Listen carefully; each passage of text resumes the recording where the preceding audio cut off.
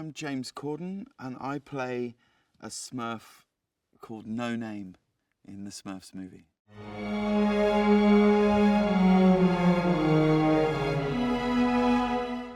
I can just remember so many memories, or moments rather, growing up where it was just on in the corner of the room, and Gargamel, and this notion of these little blue characters who are so well defined. It's an incredible thing how it's kept going and retained relevance. So I'm very honoured to be part of it.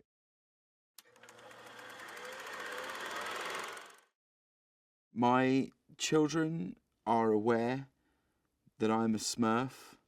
I've been fortunate enough to be the voice of a few different characters that have been animated in different movies and stuff, and I always say the same thing, which is, oh no, I'm not No Name. He just needed to borrow my voice for the purposes of this film.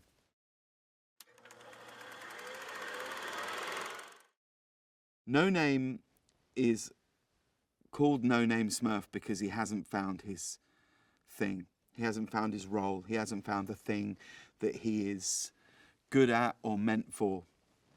And that's really kind of the real big crux of the story of the film, really, which I think lots of people can identify with, that feeling of not knowing quite why you're here, not knowing what you're meant for, not knowing what is the thing that you're going to do, particularly when you're surrounded with lots of friends who all have their absolute role and they know exactly what they're destined to do and be. And No Name is so kind of lost, really, that he's just called No Name Smurf, and the film really becomes a quest for him to try and find what is his thing.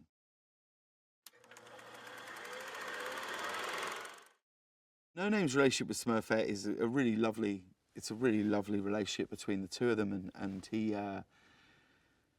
she's his ally and confidant, and is the person that tells him it's going to be okay and not to worry about this, and she helps him on this quest to find what it is that he is meant to do. She gives him some tough love at points, and she's also a brilliant singer because it's Rihanna.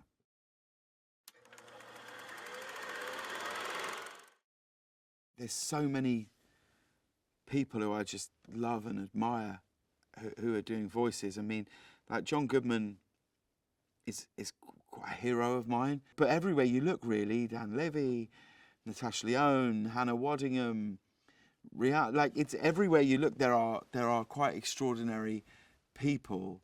But it's also quite a strange experience when you do a film like this, because you really just do it completely on your own. It's just really you and Chris, the director.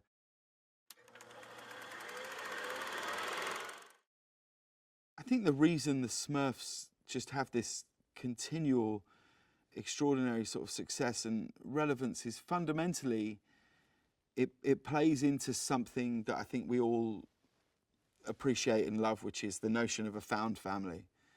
So any time where there's a notion of a found family doing something together, that makes it really special. So all of these characters within this family are very, very defined. They're so defined that there's Grumpy Smurf, and there's this Smurf, and that Smurf, and Happy Smurf, and all these things.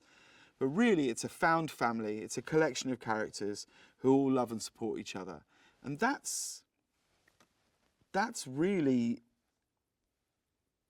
the ingredient that is there in so many great family films. These characters are people that are brought together, and together they solve something.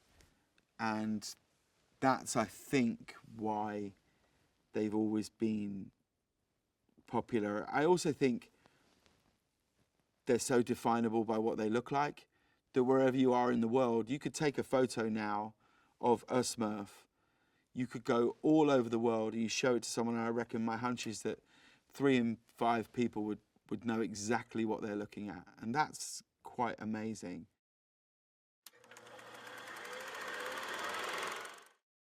I think it's important to watch it in a movie theatre because there's something magical about sitting in a room with 50 other people or 100 other people. Like, these are the only things that really remind us that we're all just human beings. I think it's really important on a deeper level to give your children those moments where the screen isn't just there and you can skip out of it, or I don't like it, it's gone.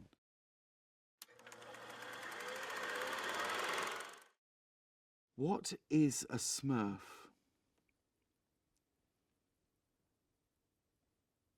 I mean, it's an impossible question, isn't it? Honestly, I don't know. I don't know what they are, but I know I like hanging out with them, and I know I like being the voice of one. But in terms of what it actually is, that's like such a deeper thing.